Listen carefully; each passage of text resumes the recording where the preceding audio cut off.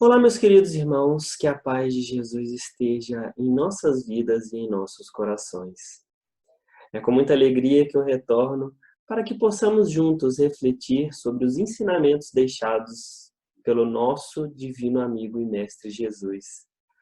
Esses conhecimentos trazidos a nós através do Evangelho segundo o Espiritismo.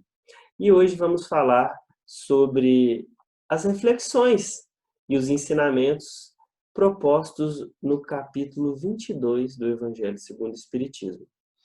O capítulo 22 ele é um capítulo que ele tem algumas particularidades, algumas peculiaridades. Ele é o menor capítulo do Evangelho segundo o Espiritismo e ele é um capítulo que ele foi todo escrito por Allan Kardec. Nós não temos aqui algo que nós nos habituamos nos outros capítulos, que são as orientações dos espíritos ou as mensagens, né, que os espíritos trouxeram àqueles que participaram da codificação do Evangelho. Mas, com certeza, Kardec, muito bem amparado e orientado por todos esses, redigiu dois itens de suma importância, muito antigos e muito atuais, que nos fala sobre a indissolubilidade do casamento e sobre o divórcio. Kardec optou por iniciar o capítulo 22 trazendo os versículos de 3 a 9 do capítulo 19 do Evangelho de Mateus, que nos fala: E chegaram-se a Jesus os fariseus, tentando-o e dizendo: É lícito ao homem repudiar sua mulher por qualquer motivo? Ele, porém, respondendo, disse-lhes: Não tendes lido que aquele que criou o homem, desde o princípio, os fez macho e fêmea? E disse: Portanto, deixará o homem pai e mãe e se unirá com a sua mulher, e serão dois numa só carne. Assim já não são dois, mas uma só carne. Por isso, o que Deus juntou, não o separe o homem. Disseram-lhe eles: Então por que Moisés mandou dar-lhe carta de divórcio e repudiá-la? E disse-lhes Jesus: Moisés, por causa da dureza dos vossos corações, vos permitiu repudiar vossas mulheres. Mas no princípio não foi assim. Eu vos digo, porém, que qualquer que repudiar sua mulher, se não for por causa de adultério, e casar-se com outra, comete adultério. E o que se casar com a que o outro repudiou, comete adultério. Aqui nós temos, nessa passagem de Mateus também, é importante a gente fazer essa conotação histórica, mais uma vez os fariseus tentando Jesus. Né? Os fariseus eram profundos conhecedores da lei mosaica. E, particularmente nesse tema, né, na carta de repúdio, do divórcio, duas escolas que eram as mais importantes daquela época, que compartilhavam os ensinamentos, as suas interpretações da lei mosaica, elas divergiam nesse ponto. Uma dessas escolas ela era mais rígida e acreditava que em determinadas situações ou sob determinadas circunstâncias, poderia sim haver essa carta de repúdio e esse divórcio. Outra já era mais flexível, então ela era mais permissiva e, por motivos mais simples, mais fúteis, permitia-se repudiar a mulher. Né? Então, se a mulher não cozinhou bem, se ela não, o homem não estava gostando dos serviços que ela lhe prestava, ele tinha essa autorização de acordo com a interpretação dessa outra escola. Então, era um tema que já era muito polêmico e gerava uma discussão lá na época de Jesus, 2020 anos atrás. E nós vemos que muitas vezes é importante que seja falado. E Kardec vem trazer uma conotação, né, um outro prisma para essa questão da união entre pares, entre pessoas. Ele vem nos falar sobre a lei de Deus, a lei de amor. Né? E é sobre isso que a gente vai falar aqui nessas reflexões. Então, Kardec inicia trazendo o conceito da imutabilidade das leis da natureza, das leis divinas. Ou seja, as leis divinas elas não mudam. Elas são as mesmas leis, desde o princípio até os dias de hoje, e serão daqui para frente eternamente. São leis imutáveis. as leis divinas, ou as leis da natureza, como ele usa aqui no início desse capítulo, elas não mudam como as nossas leis. Kardec vem falar sobre essa característica volátil, né, diversificada das interpretações que nós damos. E ele nos fala da intenção divina na união do homem com a mulher, que a primeira intenção dessa união, né, a primeira ordenação é para que, através dessa união, da união dos sexos, possa ocorrer as reencarnações. Ele nos fala, no casamento, o que é de ordenação divina é a união dos sexos para que se realize através da reencarnação a renovação dos seres que já morreram. Ou seja, para que se possibilitem novas experiências encarnatórias, novas possibilidades aos nossos irmãos desencarnados de estarem experienciando aqui na Terra novas oportunidades de crescimento. Só que ele nos atenta para as condições que regulam essas uniões. E aqui é o primeiro tema de discussão, quando ele nos fala. Mas as condições que regulam essa união são de ordem exclusivamente humana. Não há no mundo inteiro, nem mesmo no cristianismo, dois países onde as leis humanas sejam totalmente as mesmas. O que ele quer dizer aqui, e a gente vê isso muito presente ainda nos dias de hoje, é a diversidade de interpretações que nós temos em relação ao casamento, em relação às possibilidades da união. Nós temos países onde o regime ele é monogâmico. Você tem um par, você tem uma pessoa que você se casa e você tem o compromisso de se manter fiel àquele relacionamento, pelas leis civis, pelas leis morais. Em outros países, nós temos o regime poligâmico. O homem ele pode se casar com várias mulheres, pode ter várias mulheres. A gente vê isso muito presente em países de origem árabe, onde os sheiks, as pessoas que detêm um poder muito grande, eles têm mais de uma companheira. Kardec ainda fala, ainda confirma e traz um outro ponto para que a gente reflita, que em nenhum desses países há um só em que essas leis não tenham sofrido mudança com o tempo. O que ele quer dizer aqui? É que as nossas leis elas vêm mudando com o tempo, com a aceitação de novas culturas, com a interpretação realmente que a lei civil dá sobre os direitos e os deveres de um casal que se une.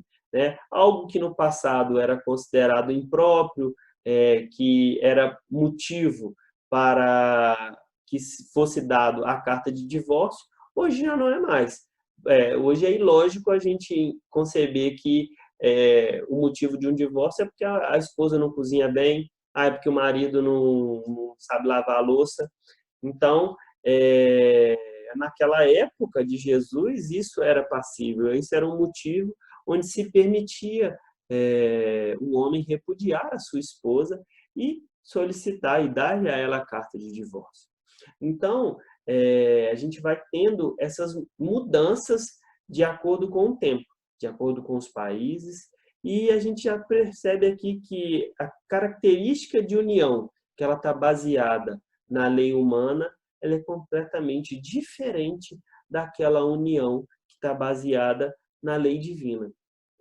E aí Kardec já traz o que realmente vem a ser essa lei divina que embasa as uniões, que é a lei do amor. E ele vem nos questionar, nos trazer reflexões sobre isso. E ele então diz: a união dos sexos é uma lei divina material, comum a todos os seres vivos, mas há outra lei divina imutável como todas as leis de Deus, e exclusivamente moral, que é a lei do amor. Deus quer que os seres se unam não somente pelos laços da carne, mas também pelos da alma, a fim de que a afeição mútua dos esposos envolvam os filhos do casal, para que sejam dois, e não apenas um, a amar os filhos e a cuidar deles, e fazê-los evoluir espiritualmente. Deixei aqui no slide para vocês acompanharem, né, o que ele nos diz aqui. Então, quando a gente traz esse sentido da lei de amor, a gente já não está falando mais só de lei civil, de regras de conduta. A gente está falando aqui dos laços de afeição, dos laços que ligam espíritos e não só a carne, né? Mas Kardec nos convida a um questionamento. E essas condições, né? Os casamentos hoje, atualmente, e olha que Kardec estava em 1860 e poucos quando escreveu esse capítulo. Eles se dão, ela é tida, né? As uniões, o casamento hoje tem como base a lei do amor, e infelizmente ainda é muito presente, naquela época era muito maior, os casamentos por interesses, né? Os casamentos onde se leva em conta o interesse material, o interesse da vaidade, o ego, né? O preenchimento do ego, onde se leva em conta a beleza física e não a beleza moral, intelectual. E então aqui nós temos o primeiro problema, né? E Kardec fala que hoje, né, nas uniões, o que se procura não é a satisfação do coração. Então, não é a aplicação da lei do amor, mas o orgulho, a satisfação do orgulho, da vaidade, da cobiça. Numa palavra, o que se procura é a satisfação de todos os interesses materiais.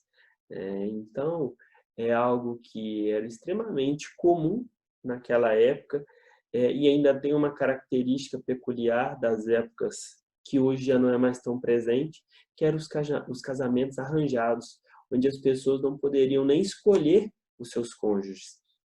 Então, era todo um interesse que estava baseado no status, estava baseado no nome, no poder financeiro, em garantir um futuro farto em relação aos bens materiais, onde não se levava em conta o que é da lei divina, que é o amor entre os pares, entre os indivíduos que irão se juntar para essa união. E como é muito engraçado que os temas do Evangelho eles são extremamente atuais, Kardec fala sobre o que era considerado um casamento feliz, um casal feliz, que era aquele que prosperava materialmente. E ainda hoje a gente vê, né, um casal que se uniu, se eles começam a possuir bens, a angariar riquezas, é comum a gente falar, nossa, fulano tem um casamento feliz, né? Mas temos só por base os bens que eles têm juntado, que eles têm conseguido construir. E muitas vezes nós sabemos que a verdade é outra. Quando a união ela está baseada só nos interesses materiais, no orgulho, na vaidade, o que se tem é um lugar de sofrimento, de angústia, de brigas, de reprovação, né? Onde a concórdia não se faz presente, onde o amor não consegue brotar. Por quê? Porque dessa união, a base não tinha nada de amor, não tinha nada de verdadeiro, e sim de interesses egoísticos, né? Da busca pela satisfação material.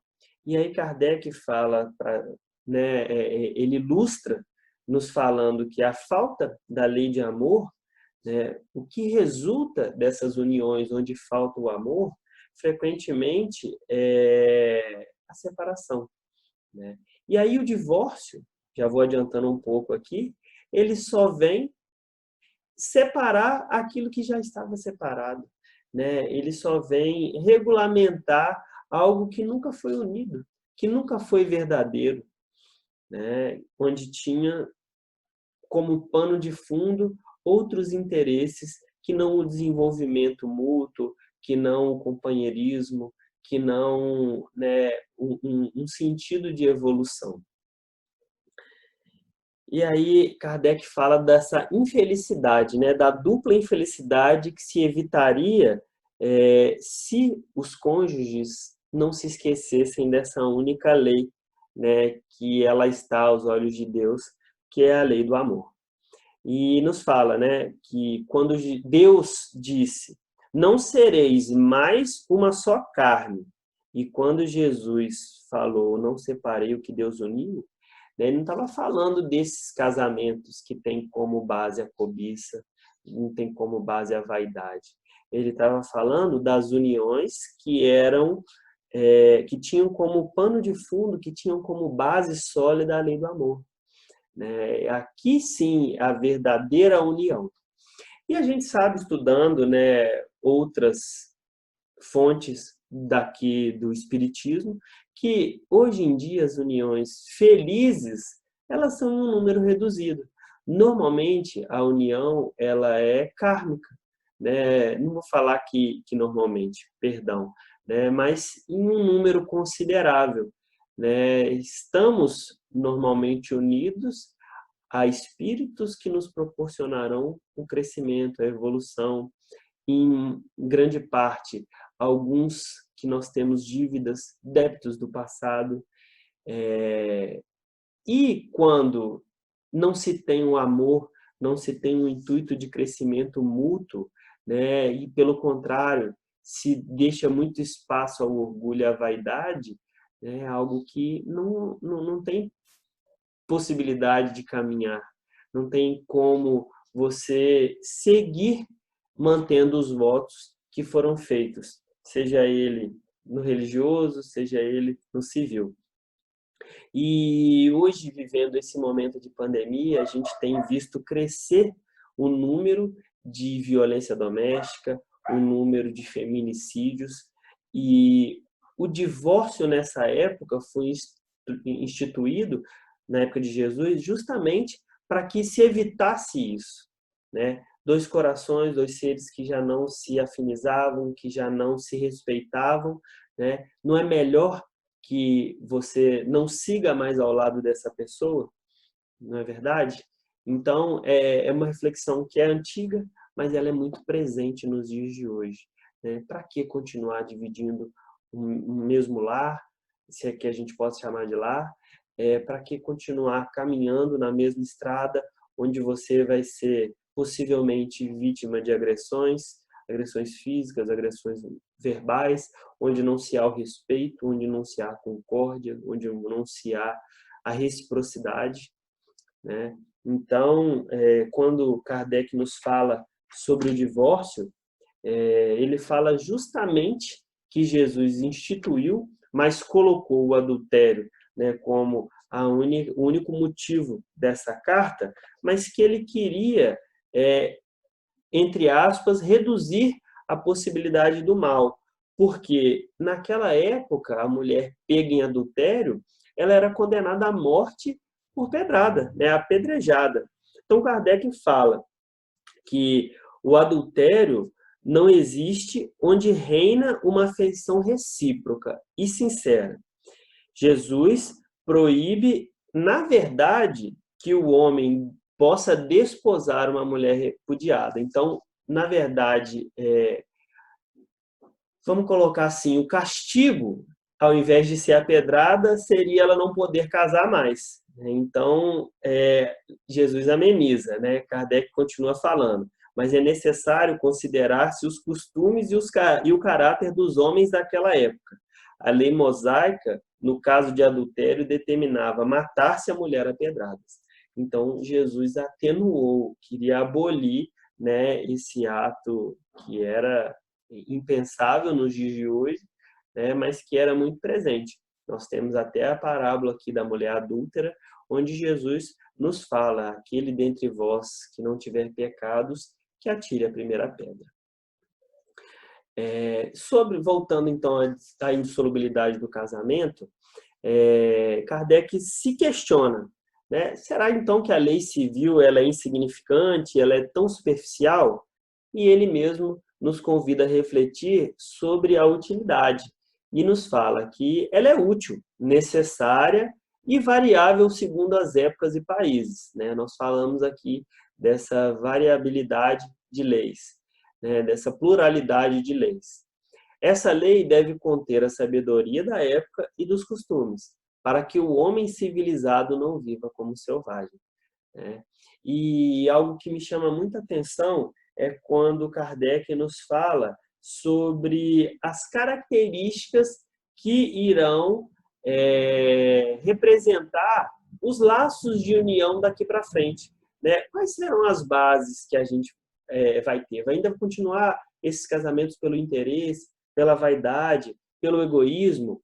E Kardec nos fala que não, que essas uniões elas desaparecerão com a evolução moral dos homens, abrindo finalmente os olhos das criaturas para os males incontáveis, para os erros, para os próprios crimes que resultam dessas uniões, contraídas com atenção voltada apenas para os interesses materiais. Então, ele nos fala que, num futuro distante, o que irá prevalecer é a lei do amor, né? É a união entre seres, e independente de sexo, mas irá prevalecer a lei de amor, a lei de respeito, a lei de fraternidade.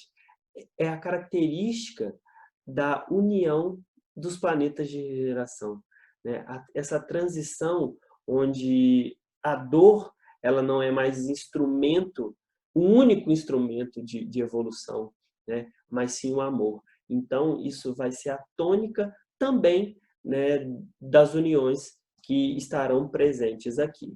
E ele finaliza retornando ao divórcio, né, confirmando, apenas afirmando aquilo que nós já comentamos, de que o divórcio ele é um instrumento que ele só confirma, né, o que as criaturas já fizeram, que já se separaram, que já não há essa união, né, essa comunhão de pensamentos, de sentimentos, elas já estão separadas. O divórcio vem só confirmar, né, ela vem só validar, entre aspas, a liberdade agora que cada um tem para seguir os seus caminhos. E ela só é aplicável nos casos em que a lei do amor não foi observada, né? Porque o amor, ele, quando ele é a base da união, não tem por que as pessoas se separarem, não tem por que as pessoas se divorciarem. Muito pelo contrário, né? O amor, ele liberta, né? O ódio que amar. Muitas vezes as pessoas continuam atreladas umas às outras numa condição de ódio, mas por apego, né, pela essa questão de posse, de estar amarrado um ao outro. O amor não. O amor ele liberta, ele libera, ele dá espaço, ele deixa livre para que as pessoas possam seguir, né, os seus caminhos, e preferência juntas, almas que se amam e se afinizam. E eu gostaria de finalizar as nossas reflexões de hoje com um texto muito interessante que fala sobre o casamento em 4 estações. O casamento gira em torno de 4 estações. Não vá pensando você que o casamento se resume em uma linda primavera. Se realmente quer ficar com alguém, saiba que vão ter dias de muitos verões, com muito calor humano, beijos ardentes, sentimentos quentes. Mas saiba que também existirão dias tempestivos e frios em dias de inverno, mesmo sendo verão. Mas quero que saiba que a maior parte dos dias é vivenciado de lindos outonos em que terão belíssimas primaveras.